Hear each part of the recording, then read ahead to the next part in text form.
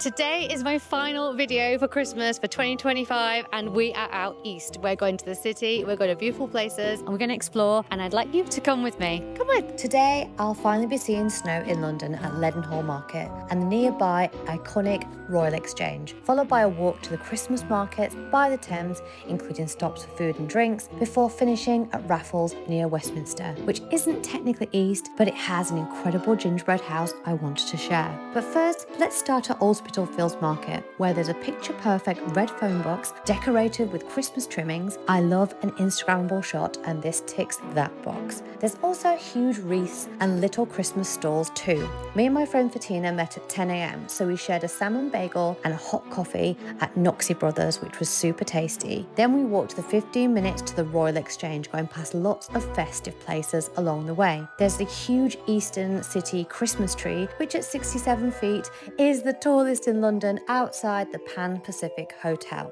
The Gherkin has illuminated, festive, brightly coloured lights outside. 22 Horizon is looking pretty Christmassy and joyful too. And arriving at the Royal Exchange, there's so many small boutiques and cafes with elegant wreaths hanging outside. I love the minimalist white backdrop with floral and leafy decorations adding a festive touch. Joe Malone was also super fun with playing cards and this little doggy sitting outside. Fatina is always the foodie, so we popped our head into Libertine, which was so beautifully decorated with traditional reds and green and hot pink moe wrapped parcels underneath the Christmas tree. But we decided to stay on track and check out the Royal Exchange inside. So I'm at the Royal Exchange this morning and I cannot tell you how beautiful it is. I've always been a little bit scared to go in here because it's poshy, posh, but actually it's absolutely fine. It's basically a very posh department store vibe. What would you call it? It's basically a very posh niche shopping centre, which I quite like. So as soon as you get in there, you've got Fortnum & Mason living in the middle of it. This amazing, beautiful cafe and bar. They've also got a shop in there so you can stock up on little treats. There's also lots of jewellery places. You know you're definitely in the city when there's so many jewellery shops, including Boodles and Tiffany, of course. Outside, there's this massive, enormous Christmas tree, which I very much enjoy as well. You might remember the back of the Royal Exchange where Mont Blanc is, which is the very scene at the end of the Bridget Jones movie where Colin Firth is buying Bridget a new diary.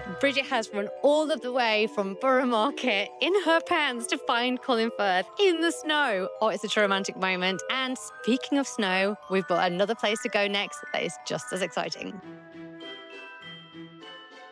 We are at Leadenhall Market and honestly, it's so cool. I've never seen so many people be so happy by a bit of snow. Honestly, snow in London is very rare, but here it's on twice a day, 12 and 6, and we've just got absolutely soaked by snow. It lasted 5 minutes. It was absolutely awesome, and I really think you should come here if you've got time during Christmas. It is incredible. Definitely come. If you're enjoying this video, this is a reminder to like and subscribe so I can make even more videos for you. Now, back to the video. Another great festive pub nearby is the Counting House that celebrates 19th century decadence. It's such a down-to-earth, spacious pub, and actually this cropped up in my Race Across the World London Experience video, and I'll link a card here if you're interested. But for now, we're walking around 15 minutes towards Tower Bridge, and we stumbled across a very quiet Christmas market on Tower Hill Terrace. High up and looking over Tower Bridge, it has lots of lovely food stalls, including coffee, crepe stands, and other festive favourites. We carried on as the Christmas market we were aiming for was past Tower of London and Tower Bridge and was next to St Katharine's Docks. We were rewarded with a Victorian themed market, and I absolutely love the strong aesthetic they have gone for. With the iconic Tower Bridge in the background, it really does make for a super Instagrammable place. From the pictures I'd seen on Instagram, I was expecting a huge market, so it was a little smaller than I expected. The stalls were pretty varied with clothing and accessories, loaded fries, crepes, hot chocolate, and chestnuts. We ordered a couple of hot dogs to get in the festive mood. I had a pork hot dog and Fatina had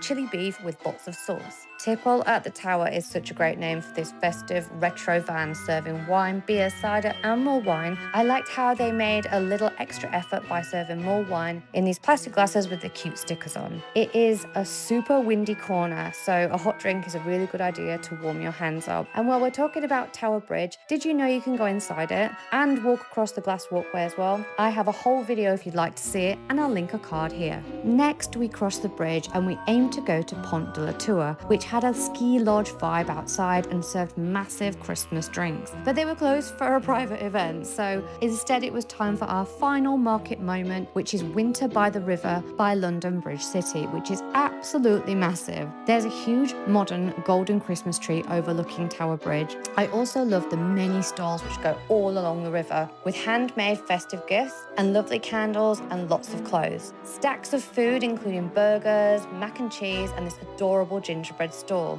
In Hayes Galleria, there's Hayes on the river, which is super Instagrammable. It's one of those great spots to stop for a drink. In here, I absolutely also love this huge Christmas tree, which is really unique because it embraces purples and pinks with lovely stars, a completely different colour this year. This whole building is absolutely stunning, so make a detour here. To finish, we hopped on the tube at London Bridge to Westminster, which I know doesn't count as East London, but I found the cutest gingerbread house and I wanted to show you. This is Raffles, and the incredible staff will show you all the way to Cafe CL, which is so amazing, and I'm just a bit disappointed that I didn't keep a better eye on the time and make sure we arrived before sunset. But alas, we didn't, so here's some shots in the dark. We did pop in without a reservation and were happy to sit at the bar. We ordered a gingerbread hot chocolate with cream and tiny marshmallows on top, and I swear it tasted like a magic drink. It was so delicious, I could have drunk 1,000 of these. And so as we finish our Christmas walk, it's a good time to remind you I have a whole Christmas playlist with videos including Bond Street, Belgravia and Chelsea, and even Winter Wonderland. So make sure you check those out next. Thank you for coming with me on this amazing festive tour. I will see you in the next video in 2026, and I hope you like and subscribe. Merry Christmas.